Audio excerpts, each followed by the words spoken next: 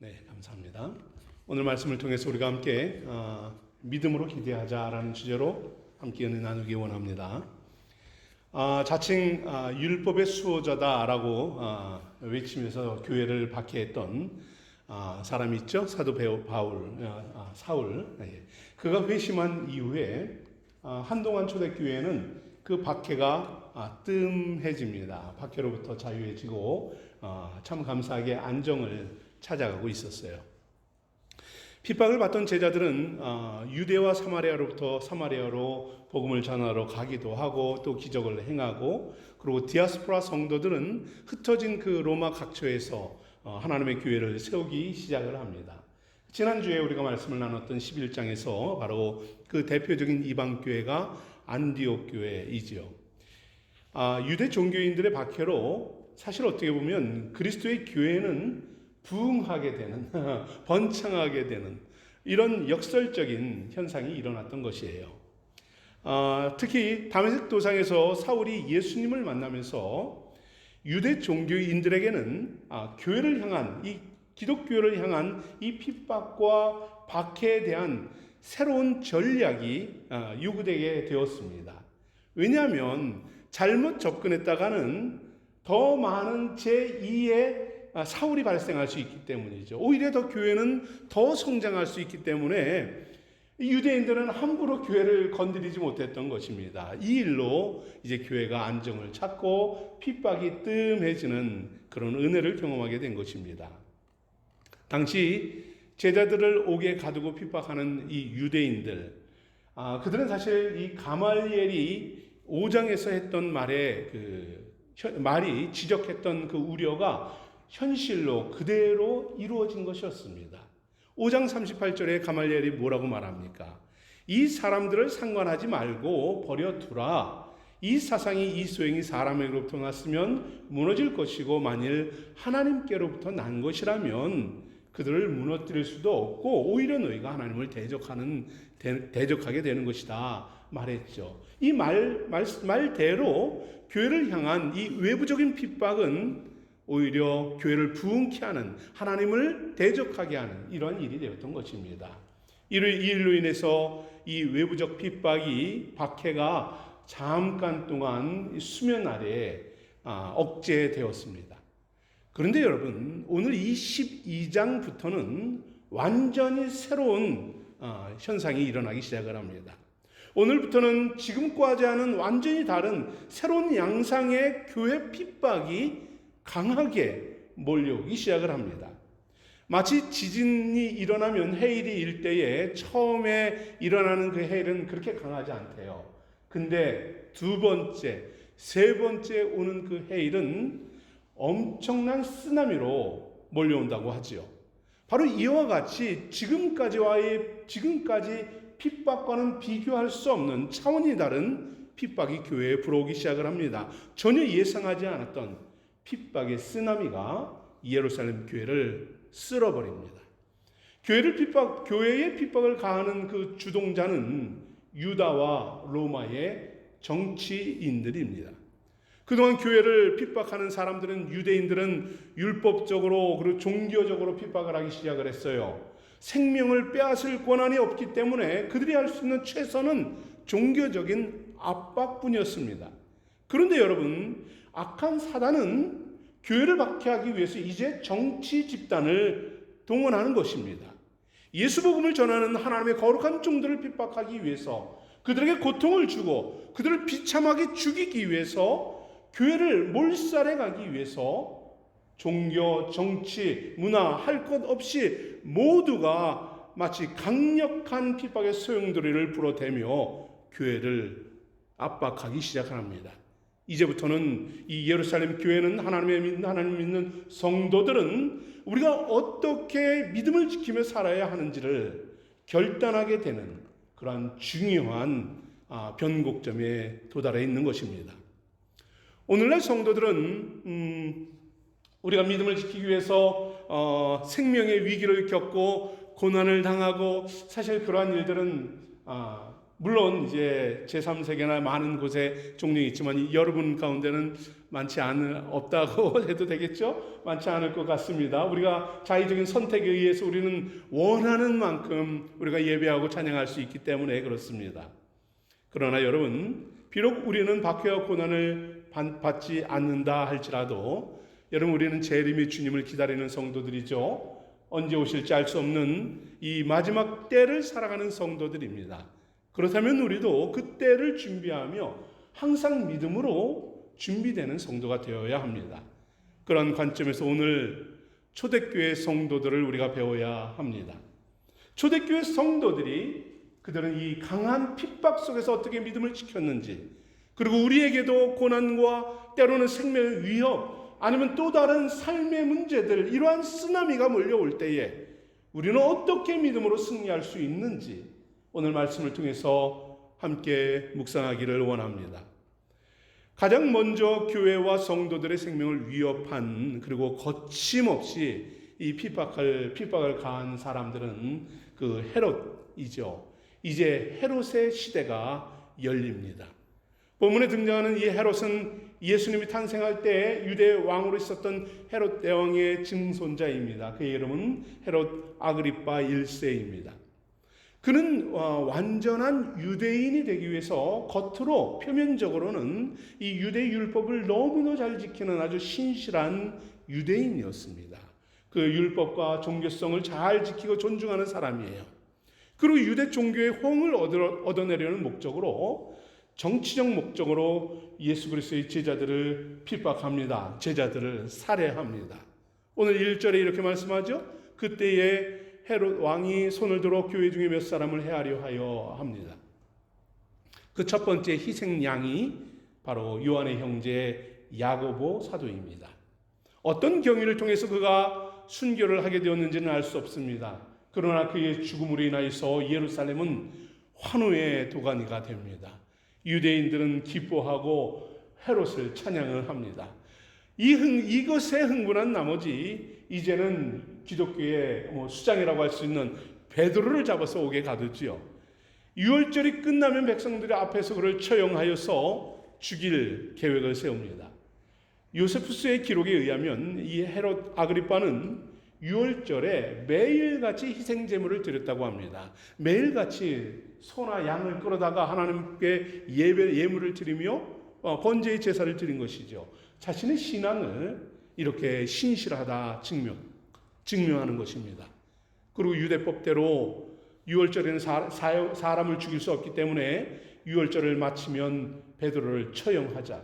이 처형을 하면 마지막 이 베드로를 죽이면 이 모든 백성들은 나의 편이 될 것이다 라는 생각이죠. 여러분, 절기를 지내는 이 기간 동안 군사 4명씩 매일같이 사교대로, 그러니까 하루에 16명이 24시간 옥문을 지키게 합니다. 그리고 처형하는 마지막 전날 밤에는 매우 특이한 방식으로 베드로를 붙잡아 둡니다. 6절에 이렇게 말씀합니다. 헤롯이 잡아내려고 하는 그 전날 밤에 베드로가 두 군인 틈에서 두 쇠사슬에 매여 누워 자는데 파수꾼이 문 밖에서 옥을 지키더니 합니다. 헤롯은 베드로가 꼼짝달싹 하지 못하도록 합니다. 누워있는 그 자리에, 앉아있는 그 자리에 양쪽에 두 군인을, 양쪽 팔에 쇠사슬을 채우고 양쪽에 두 군인을 세우고, 그리고 옥문도 지키고 곳곳에 경비를 세워서 베드로를 지키는 것입니다. 어느 누구도 베드로를 구출해낼 수 없도록, 그 감옥에서 빠져나올 수 없도록 합니다. 초대교회는 말 그대로 위기에 봉착한 거죠. 초대교회는 스데반 집사를 죽음으로 인해서 첫 번째 위기를 당했습니다. 그리고 갑작스럽게 야고보도 순교를 합니다. 이제는 교회의 대표자인 베드로가 불법적으로 사형 선고를 받고 희생당할 위기에 놓여 있어요. 여러분, 초대교회 믿음이 많은 믿음의 선진들입니다. 성령으로 충만한 제자들입니다. 그러나 정치적, 종교적으로 핍박을 당하고 공개 처형을 당할 이 베드로 앞에서 그들이 할 수 있는 것은 무엇인가요? 아무것도 없죠. 정말 아무것도 없습니다. 가서 호소해 봐야 같이 죽는 방법 외에는 아무것도 없습니다. 그들은 오로지 교회는 그를 위하여 간절히 하나님께 기도하였다라고 5절에 말씀합니다. 오로지 초대교회는 하나님의 뜻을 구하며 베드로의 구원을 위해서 밤낮으로 간절히 기도할 뿐이었습니다. 사랑하는 성도 여러분, 우리의 인생 속의 삶의 위기와 때로는 고난과 때로는 이와 같은 신앙적 박해, 이 속에서 믿음의 성도들이 감당해야 하는 것은 무엇인가요? 재림의 주님을 기다리며 믿음의 성도들이 머물러야 하는 그 삶의 자리는 어디일까요? 삶의 위기와 또는 가정의 문제와 환경의 문제, 어려움의 삶 속에서 주님께서 여러분에게 기대하시는 것은 어떠한 것일까요? 여러분, 오늘 믿음의 사람들은 이 위기 속에서 간절한 기도의 자리에 머물렀다는 사실입니다. 성도는 기도의 자리를 지키는 사람들입니다. 상식적으로 베드로를 구출하는 것은 불가능한 일입니다. 이제 아침이 되면 베드로는 죽음을 맞이할 수밖에 없어요. 그러나 온 교회는, 성도들은 간절하게 기도합니다. 우리가 잘 아는 대로 어떤 일이 일어나죠? 바로 하나님이 역사하셨고 베드로는 기적적으로 구출을 받습니다. 초대교회인들이 함께 모여서 기도했던 그 기도의 제목은 무엇입니까? 단 한 가지입니다. 베드로의 석방입니다. 베드로의 구원입니다. 고난당한 후에 옥에 갇힌 이 베드로에게 하나님 자유의 몸을 주십시오. 하나님 그를 구원해 주십시오. 하나님 그를 살려주십시오. 우리 교회를 살려주십시오. 여러분, 우리가 기도하는 바도 비슷하지 않습니까? 우리의 자녀를 살려주십시오. 나를 살리소서. 가정을 세우고 사업을 지키시고. 여러분, 이 베드로를 위해서 기도한 백성들과 우리의 부르짖음도 동일합니다. 주님께서 십자가에 달려 죽으시기 전날 밤 성만찬으로 모였던 이 마가의 어머니 마리아의 집에 모여 그들은 함께 기도합니다. 그들의 기도의 모습이 어땠는지 알 수 없어요. 여러분, 한밤중에 유대인과 로마 병사들의 감시를 피해서 조용히 기도했는지, 아니면 침묵하며 기도했는지, 아니면 소리를 높여서 울부짖으며 기도했는지, 어떠한 방식도 좋아요. 우리는 온라인으로 기도하죠. 방식은 중요한 게 아닙니다. 그러나 간절함으로 그들은 모였다라는 것입니다. 그들은 간절하게 그 자리에 모여서 하나님이 도우소서, 내 상황이 이렇습니다, 우리가 이렇습니다, 구하소서 부르짖었던 것입니다. 여러분, 이렇게 이 모습으로 부르짖을 때에 하나님께서 역사하셨다는 사실입니다. 교회가 처음 초대교회가 세워지고 사도행전이 시작될 때에, 예수 복음을 전하고 고난의 어려움을 닥칠 때에 사도행전의 성도들은 무엇을 했나요? 그들은 무엇을 했습니까? 주님이 마지막 지상 명령을 내리시고 함께 모여 성령의 오심을 기다리라, 성령을 기다리라 라는 말씀을 듣고 그들은 무엇을 했습니까? 말씀대로 그들은 순종하여 기도했습니다. 매일같이 전혀 모든 것 안 하고 전혀 오로지 집중하여 기도했다라는 것이에요. 성령을 받기를 기도했고요, 믿음의 삶을 위해 기도했습니다. 또 복음을 전하기 위해 기도했고요, 죽음의 현장에서 스데반은 죽는 그 순간도 기도했습니다. 선교사를 파송하는 안디옥교회는 그들은 함께 모여서 금식하며 바로 두 사람을 위해서 안수하며 기도했다. 13장에서 말씀합니다. 순교를 각오하고 전도자들은 기도하고 전도를 하면서 기도하고, 또 사울과 신라는 빌립보 감옥에서 찬양하며 기도했습니다. 여러분, 이것은 무엇을 말씀합니까? 성도의 삶은 기도다라는 것이에요. 성도의 삶은 기도의 삶이다라는 것을 말하는 것입니다. 기도하지 않으면 사명을 감당할 수 없을 뿐만 아니라 믿음을 지킬 수도 없다라는 것입니다. 기도하지 않고서는 우리는 온전한 성도로 이 삶을 살아낼 수 없다라는 사실을 말씀하는 거예요. 초대교회 성도들은 기도의 자리에 참여하여서 합심하여 한 마음과 한 목소리로 기도합니다. 기도의 제목들을 나누고 그것을 위해서 간절함으로 그들은 기도합니다. 오늘 베드로는 악한 사단의 이 방식으로 헤롯의 이 정치력 절대적이죠. 그리고 유대 종교의 율법, 유대인에게는 또한 역시 절대적입니다. 이 공포의 정치와 종교의 핍박, 이것으로 인하여서 당하는 생명의 위협, 이 공격 속에서 악한 자의 이 사망을 막아서고 그것을 대항하여 싸울 수 있는 그들의 무기는 무엇이었습니까? 하나님이 대신 싸워주시기를 기도하는 것뿐이었습니다. 그렇지 않습니까? 성도의 강력한 영적 무기는 기도입니다. 기도하는 성도만이 악한 자의 공격을 방어하고 이길 수 있다라는 사실이에요. 여러분, 사도 바울은 에베소 성도들에게 하나님의 말씀으로 너희가 전신갑주를 입어라 하면서 투구, 가슴팍, 팔 쭉 이야기를 해줍니다. 그럼 전신갑주가 이러한 것이다. 하나님의 말씀으로 전신갑주를 입어라 라고 말씀합니다. 그리고 이어서 바로 뭘 말합니까? 에베소 6장 18절 말씀 우리 다 같이 한번 읽어볼까요? 네, 다 같이 읽습니다. 시작.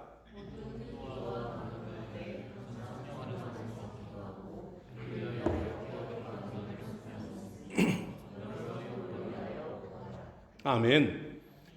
여러분, 이것저것 가려서 그걸 구해라, 어떤 특별한 목적을 갖고 구해라, 이것이 아니죠. 모든 것입니다. 아침에 일어나면서 기도하고, 밥 먹으면서 기도하고, 대화하면서 기도하고, 이야기하고 권면하면서 기도하고, 삶의 모든 것을 기도해라. 그냥 기도하냐, 네 생각으로 기도하지 말고 성령으로 기도해라. 항상 기도하기 위해서는 깨어 있어야죠. 그냥 멍한 상태에서 기도가 나오지 않지 않습니까? 깨어서, 영적으로 깨어서, 또 힘써서 다른 사람들까지 위해서 중보하며, 여러분, 이것은 권면이 아니라 명령입니다. 말씀과 기도는 아무리 강조해도 지나치지 않습니다. 하나님은 기도하는 자에게 응답하시고 언약하시는 분입니다. 이사야에서 하나님은 이렇게 약속합니다.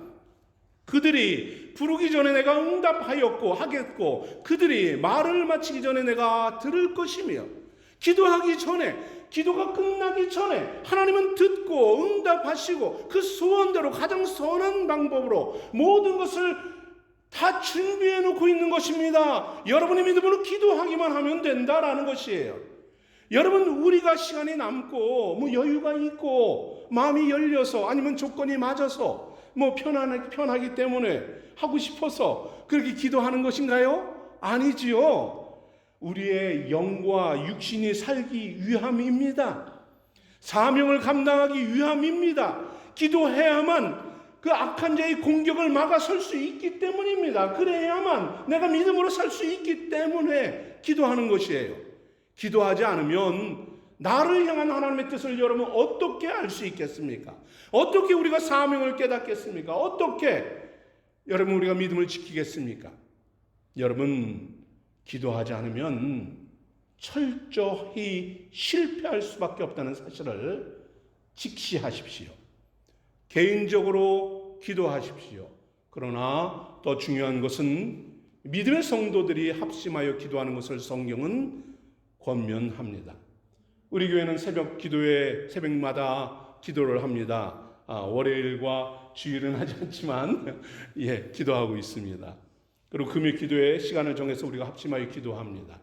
여러분 바쁘지요? 여러분 형편상 우리가 온라인으로 지금 이렇게 기도하고 있습니다. 그리고 오늘 아침에도 주일학교는 아래에서 또 예배자들은 인도자들은 또 본당에서 형편대로 모여서 기도합니다. 교회의 이 기도 시간과 일정이 여러분 삶의 스케줄과 맞지 않을 수 있어요. 다를 수 있습니다. 그러나 일주일에 금요일 저녁 1시간, 2시간 시간 못 내겠습니까? 여러분 기도 새벽, 이른 새벽 하루를 시작하기 전에 기도로 나아가는 그 은혜를 알면 기도하게 되지요. 여러분 기도 방식이 여러분이 생각하는 것과 다를 수 있어요. 아니면 아니 뭐 이렇게 해야 하고 만족스럽지 않을 수도 있습니다. 이왕 기도할 거 모여서 해야지 뭐 이런 생각을 할 수도 있어요. 여러분 어떠한 방식이라 할지라도 간절한 기도의 자리, 그 자리에 여러분이 있어야 하는 것입니다. 간절한 기도의 자리에 연합하고 참여해야 하는 것입니다. 이것은 성경이 하나님이 우리를 살리는 방식인 것입니다. 그것이 여러분이 있어야 하는 마가의 다락방인 것이에요. 마음을 모아 합심하여 기도할 때에 성령께서 함께 하십니다. 응답하시고 믿음으로 여러분을 붙잡아 주시는 것이에요. 힘써서 간절함으로 참여하기를 권면합니다. 아멘. 여러분 우리 성도들이 합심하여 열심으로 기도할 수 있도록 지금 하고 있는 방식이 조금 부족하다 싶으면 말씀해 주세요. 더 좋은 방법, 유익한 기도 시간, 기도 모임 여러분 우리 함께 만들어서 우리 생수교회가 기도하는 교회가 되었으면 좋겠습니다. 더 많은 시간 우리가 함께 모여 기도하고 하나님의 은혜와 회복의 역사를, 하나님의 구원하심을 경험하기를 소망합니다. 주님의 몸된 교회인 이 생수교회가 기도하는 집이 되어야지요. 여러분 우리가 어디 가서 정말 은혜를 사모하며 하나님의 역사를 사모하며 그리고 악한 자의 그 공격을 대적하며 우리가 살 수 있겠습니까? 혼자는 힘들어요. 그래서 교회가 있는 것이고 주님께서 여기에 교회를 세우신 것입니다. 교회에 지체된 여러분 또한 기도의 성도가 되기를 축복합니다.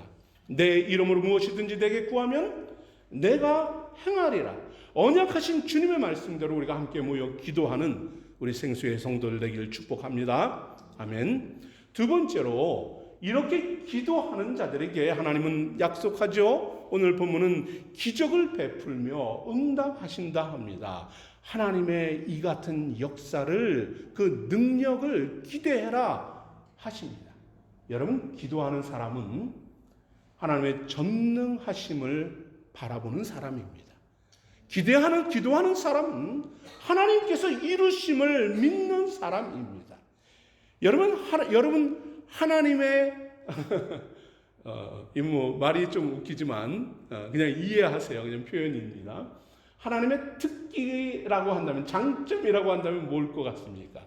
하나님의 특기, 표현력이 부족해서 이렇게밖에 말 못하면 미안합니다. 하나님의 특기는 무엇일까요? 저는 이렇게 생각을 해봤습니다. 불가능한 것을 가능케 하시는 분이 하나님의 특기다라고 생각을 합니다.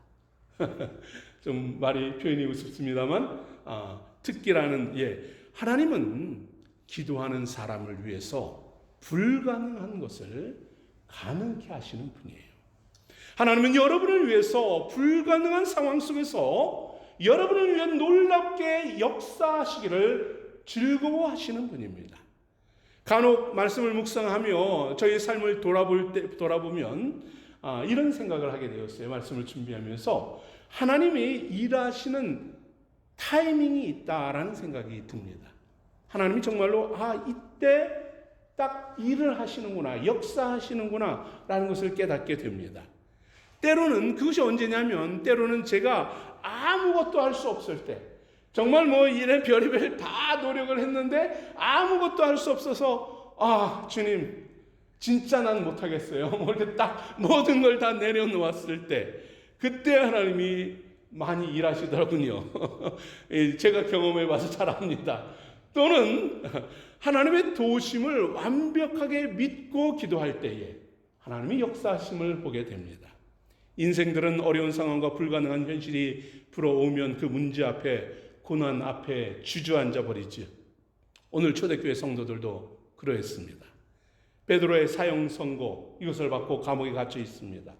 성도들은 열심히 기도합니다. 간절히 기도해요. 그런데 그 많은 사람들이 간절하게 기도했지만 솔직히 어느 누구도 하나님께서 믿을 수 없는 방법으로 문제를 해결해 주실 것이다 라는 사실을 깨닫지는 못했습니다. 그들은 하나님의 능력을 목격하고 충격을 받지요. 놀라워합니다. 오히려 비웃고 불신하기까지 했습니다. 여러분 오늘 말씀은 우리에게 무엇을 말씀합니까? 우리의 믿음이 얼마나 부족한가를 이야기합니다. 우리의 믿음이 얼마나 보잘것없는가, 이것을 이야기해요. 그리고 하나님의 능력은 얼마나 무한한가, 얼마나 전능하신가, 이 사실을 우리에게 말씀하고 있는 것입니다. 아무것도 할 수 없는 우리를 위해서 전능하신 하나님께서 역사하시는 것이 우리의 삶이다라는 사실입니다. 여러분은 어느 자리에 있기를 원합니까? 믿음 없는 삶의 무능한 삶 속에서 좌절하고 죽어가기를 원합니까? 전능하시고 무한하신 하나님의 능력을 입으며 그 은혜 가운데 살아가기를 원합니까? 여러분, 오늘 한밤중에 어두운 감옥에 갇혀 있는 베드로에게 천사가 찾아옵니다. 천사는 광채를 입고 감옥을 비추어 밝힙니다. 그러나 그 어두운 감옥의 그 밝은 빛을 간수들은 아무도 천사의 임재를 깨닫지 못해요. 천사가 깊은 잠을 자고 있는 베드로를 툭툭 손으로 했겠죠. 일어나라, 급히 일어나라 하고 깨웁니다. 깨우니까 양손에 있는 쇠고랑이 소리 없이 벗어지고요. 베드로에게 말하죠. 빨리 띠를 띠고 신을 신어라. 천사의 지시대로 신을 신고 그러니 겉옷을 입어라. 그리고 빨리 날 따라와 하고 이끌어 줍니다. 잠을 자고 있던 베드로는 비몽사몽간에 천사의 손에 이끌려서 나갑니다. 그것이 현실인지 환상인지 구분이 되지 않을 정도였다고 합니다. 천사를 따라서 첫째, 둘째 파수꾼들을 지납니다. 아무도 그러나 그를 알아보지 못합니다. 그를 제지하지 않고 붙잡는 사람도 없어요. 천사의 인도를 따를 때에 성으로 들어가는 쇠문이 저절로 열리고요. 예루살렘 시내로 자유롭게 걸어갑니다. 대적이 눈을 밝히고 불을 밝히고 있는 그 자리에 천사는, 하나님은 기적을 행하시는 것입니다. 하나님은 은혜를 베푸시는 것입니다. 아무것도 할 수 없는 죽어가는 그 자리에서 하나님은 전능하신 능력을 행하시는 것입니다. 놀라운 은혜로 역사하시는 것입니다. 바울은 이렇게 고백합니다. 우리 함께 읽어볼까요? 시작.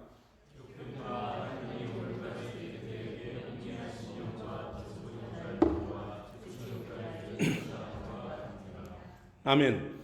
하나님은 믿음으로 주를 따르고 순종하는 여러분에게 여러분 모든 장애물을 제거해 주신다는 사실을 여러분 믿으시기 바랍니다. 여러분의 삶에서 하나님은 기적을 행하기를 기뻐하시는 분입니다. 여러분의 삶에서 여러분을 가두고 붙잡고 있는 세상의 쇠사슬과 철문을 열기를 원하시는 분입니다. 주님께서 그 모든 것을 끊어내고 새 길로 여러분을 인도하기를 기뻐하시는 분임을 믿으시기 바라요. 대적의 눈과 귀를 멀게 하시고 우리의 죄의 멍에와 포로에서 구원을 하시고 참된 자유 주시기를 원하시는 분입니다. 여러분의 영의 눈과 귀를 열어주시는 분이에요. 여러분을 붙잡고 있는 삶의 염려와 근심, 걱정, 이 사슬을 끊어내시는 분입니다. 닫혀진 마음을 열고 모든 장애물을 제거하고 여러분에게 영원한 소망 주기를 기뻐하시는 분이 누구요? 우리 하나님 아버지이십니다. 감옥에서 나온 베드로는 천사의 인도로 위험에서 벗어난 뒤에 정신이 번쩍 들죠. 이것이 진짜 이게 뭔 일이야, 이런 감동이었을 것 같아요. 실제적 사건임을 깨닫습니다. 기적이 아닐 수 없지요. 베드로는 이미 이전에 많은 사람을 고치고 죽은 자도 살렸던 이런 능력의 사람입니다. 그런데 이번 기적은 완전히 상상을 초월하는 것입니다. 지상에서, 땅에서 내가 몸을 입고 육체로 걸어다니 이 땅에서 베드로는 무엇을 경험합니까? 하나님을 보좌하는 천사들과 함께 동행했던 것이에요. 긴 시간은 아닐 수 있습니다. 그러나 그 짧은 여정 동안 하나님 앞에 있는 천사들이 자신과 함께 하였다. 지상에서 땅을 디디고 나와 함께하고 말을 하고 교제하는 천상의 감동을 입은 것이에요.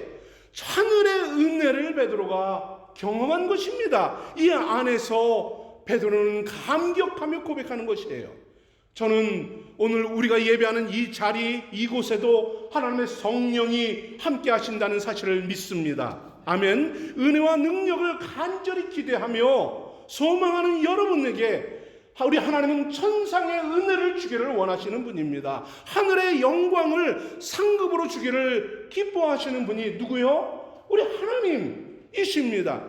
여러분의 영안이 열리고 주님의 성령의 임재를 경험하며 진정 신령과 진정으로 하나님의 영광을 경험하는 삶으로 여러분을 이끌어 가시는 분임을 믿으시기 바라요. 여러분을 붙잡고 있는 그 쇠사슬이 무엇입니까?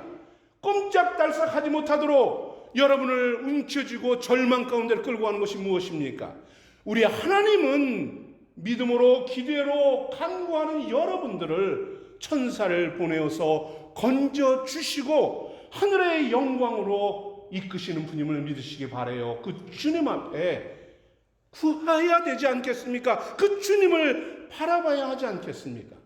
여러분, 얼마나 신비로운 경험입니까? 천사와 함께 하였던 이 베드로는 너무도 벅찬 감동에 이렇게 오늘 11절에서 고백을 합니다. 베드로가 정신이 번쩍 들고 이제야 참으로 하나님께서 그의 천사를 나에게 보내주어서 헤롯과 정치적인 이 압력과 유대인들의 이 강팍함 속에서 그들이 기대했던 것에서 나를 벗어나게 했구나 찬양하고 경배하는 것이에요. 유대 종교인과 정치인들은 무슨 생각을 했습니까? 베드로를 잡아서 죽이면 교회가 흩어지겠지. 교회가 무너지겠지. 이제 더 이상 예수 그리스도라는 이름은 불려지지 않겠지. 이거를 기대하고 있었어요. 교회가 없어지기를 기대했습니다. 그러나 우리 하나님은 어떤 분입니까? 그들이 기대를 이루어주는 분이 아니라 믿음의 성도들이 세상에서 쓰러지고 무너지지 않도록, 절대로 무너지지 않도록 우리를 기대하시며 세워주시는, 인도하시는 분입니다. 베드로는 하나님께서 행하신 큰 일을 깨닫습니다. 세상의 정치, 종교, 악한 영에 속박되어 있는 이 자들로부터 이기는 자로, 승리자로 세워주심을 깨닫습니다. 여러분을 세상을 이기는 성도로 세워주시는 우리 하나님을 찬양합니다. 아멘. 하늘의 기적과 능력을 경험하며 천상의 감동으로 여러분을 이끌어 주실 줄 믿습니다. 돌아오는 이 한 주간도 여러분이 살아가는 삶 영역 그 모든 속에서 하나님이 여러분을 세워주시고 간절히 기도하는 여러분을 통해서 하늘의 은혜와 구원의 역사를 이루어 가시는 주님을 기대하며 나아가시기를 바랍니다. 사랑하는 성도 여러분, 베드로를 위해서 기적을 행하신 하나님, 여러분을 위해서 기적을 행하실 것입니다. 우리의 기도에 기적으로 응답하시고요, 상상하지 못했던 감동과 은혜로 이끄시는 하나님을 기대하십시오. 우리를 올가면 죄의 쇠사슬에서 자유를 주시고 놀라운 진리를 깨닫게 하는 완벽한 승리를 주실 것입니다. 그런데 여러분, 기도를 해도 하나님의 기대를 이루지 못할 때가 그동안 많이 있었지요. 그죠? 솔직히 말하면 은혜를 깨닫지 못할 때도 사실 많이 있었습니다. 기적의 은혜와 구속을 베풀어 주셔도 주의 뜻을 분별하지 못하고 감동하지 못할 때가 얼마나 많았습니까? 저도 그랬어요. 생각해보니 왜 그럴까 생각해 봅니다. 세상의 불신의 삶 속에 섞여 있으니 그럴 수밖에 없지 않을까 하는 생각이 듭니다. 전능하신 하나님의 이름을 우리는 부르고 찬양하지만 그 말씀 앞에 온전히 순종하지 못하고 또한 온전히 신뢰하지 못했기 때문이 아닌가 싶습니다. 오늘 본문에 나와 있는 많은 제자들이 그렇지 않습니까? 하나님의 뜻을 명확히 깨달은 베드로는 함께 기도하고 있는 이 마가의 다락방을 찾아갑니다. 베드로가 문을 두드릴 때 로데란 여자아이가 나옵니다. 베드로의 목소리를 듣고 베드로가 왔어요. 우리가 기도한 대로 하나님 베드로를 풀어주셨어요. 기뻐하며 이야기합니다. 근데 이 로데의 말을 듣는 사람들 그 안에 가득 차 있었겠죠. 그죠? 가득한 그들은 뭔 미친 소리야? 뭐 이러고 있는 겁니다. 말도 안 되는 소리 하지 마라. 지금 내일 베드로 죽는데 지금 여기에 왜 와 있냐 하면서 계속 이야기하니까 그러면 베드로의 천사겠지. 뭐 이렇게 참 무지한 말들을 그냥 서슴없이 내뱉습니다. 여러분,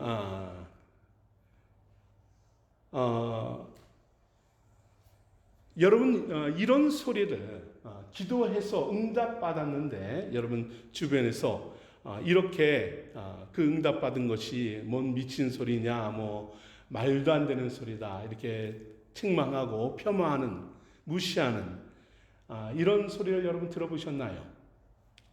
저는 몇 차례 그런 소리를 들어봤습니다. 하나님께서 응답하셨지만 사람들은 어떻게 생각합니까? 뭐 어쩌다가, 그죠? 뭐 우연이겠지.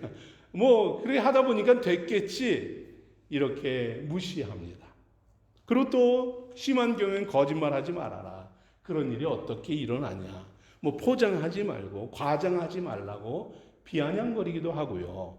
그 때로는 뭐 미쳤냐, 꾸중하고, 그리고 내 욕심이 그렇게 만든 거야, 내 욕망이고 무지함이야 라고 책망하기도 합니다. 여러분 이런 소리를 들으면 어떻습니까? 어떨 것 같아요? 심지어 동역을 하고 함께 기도하고 그걸 갖고 기도하던 사람들에게도 그런 소리를 들어요. 그러면은 이거 뭐 황당하죠. 정말 어이없어서 할 말을 잃어버립니다.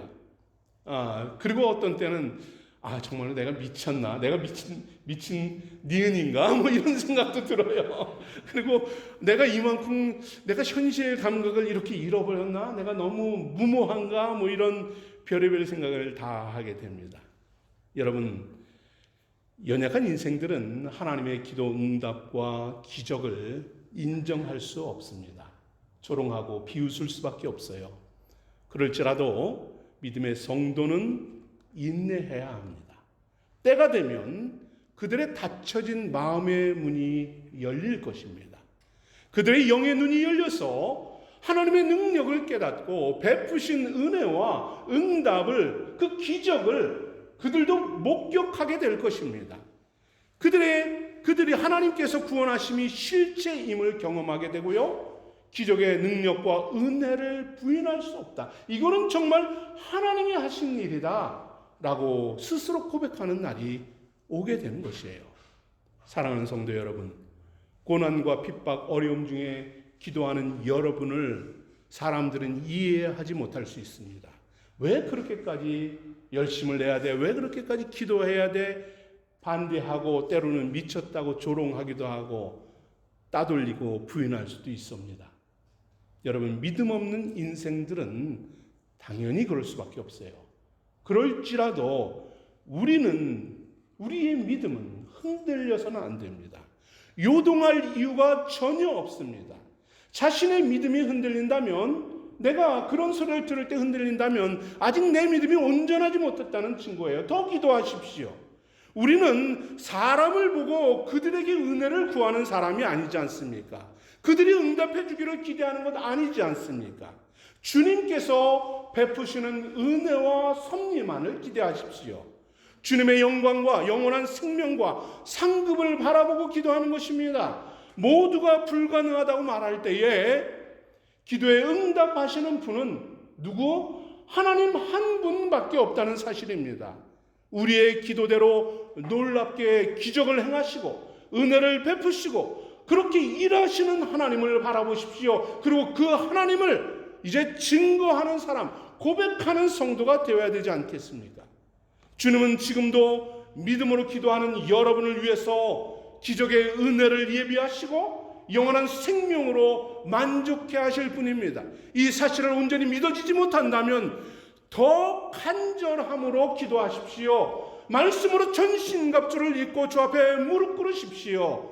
그리고 흔들린다면 역시 또 기도하고요.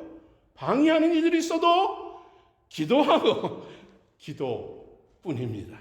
여러분을 위해 일하시는 그 하나님께서 불가능을 가능케 하실 것입니다. 질병을 치유하실 것이고 문제를 해결하시고 여러분의 사업과 기업으로 세우시고 위대한 믿음의 영웅으로 여러분을 이끌어 주실 것입니다. 주님께서 우리에게 주신 그 사명대로 감당하여 주께 영광 돌리는 우리 생수의 성도들 되기를 축복합니다. 아멘. 우리 이 시간 함께 기도하겠습니다.